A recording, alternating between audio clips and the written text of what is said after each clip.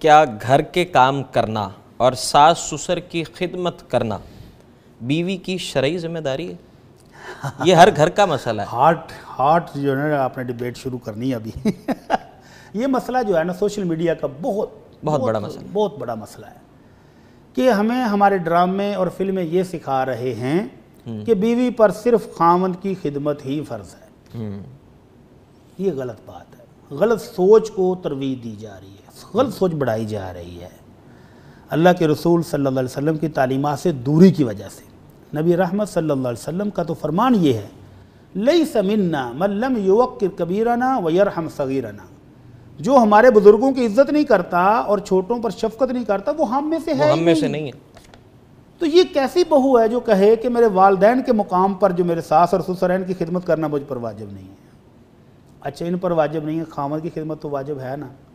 وہ خاوند جو رات دن ان کے لیے کما کے لا رہا ہے، ان کو ملکہ کی طرح گھر پہ رکھا ہوا ہے، اس کی خدمت تو واجب ہے نا۔ یہ تو یہ بھی مانتے ہیں، دنیا کا ہر بندہ مانتا ہے کہ خاوند کی خدمت اس پر واجب ہے، واجب ہے، بالکل۔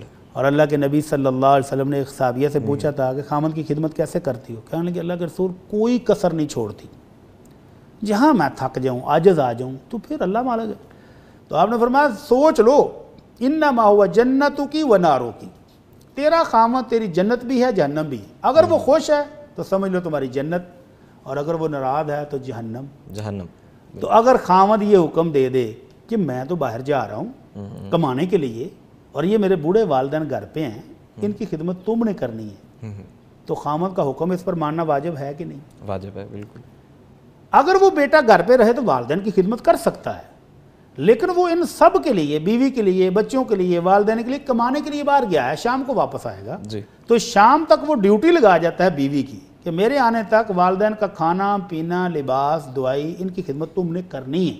تو یہ حکم ہے اور خاوند کا حکم ماننا اس کے لیے واجب ہے، تو اس کا مطلب یہ خدمت واجب ہے۔ اچھا مفتی صاحب، اگر خاتون ورکنگ وومن ہے اس حوالے سے بھی ذرا مختصراً کچھ کہیے۔ ورکنگ وومن اسلام نے اسی لیے جتنی معاشی ذمہ داریاں نا وہ مرد پر رکھی ہیں۔ جی، نبی کریم صلی اللہ علیہ وسلم نے اپنی بیٹیوں بیویوں کے ذریعے میسیج دیا ہے امت کو کہ خواتین گھر میں رہیں گی۔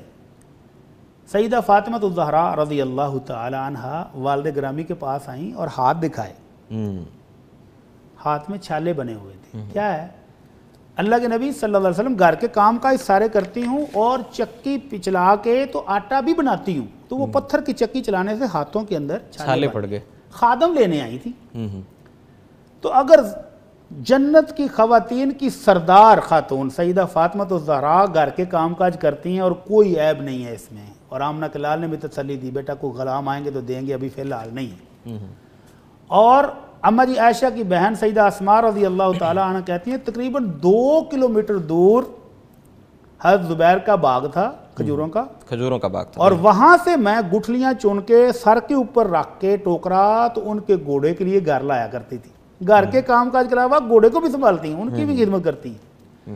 تو یہ مومن عورتیں گھر کے کام کاج کریں، اور اگر ورکنگ وومن ہے تو پھر ظاہر ہے ان بزرگوں کو تو کوئی چاہیے، بالکل چاہیے۔ جس طرح وہ بچوں کے لیے کوئی ایک خادمہ یا خادم رکھتے ہیں تو والدین کے لیے بھی رکھیں۔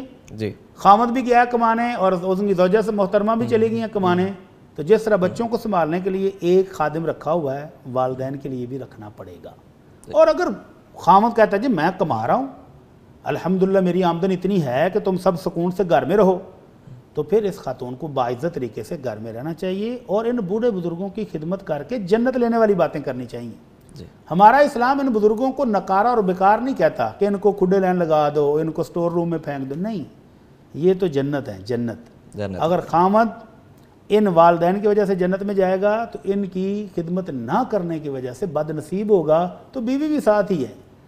تو ان خواتین کو چاہیے کہ ان بزرگوں کی خدمت کر کے اپنی دنیا بھی سنواریں، اور اپنی آخرت بھی سنواریں۔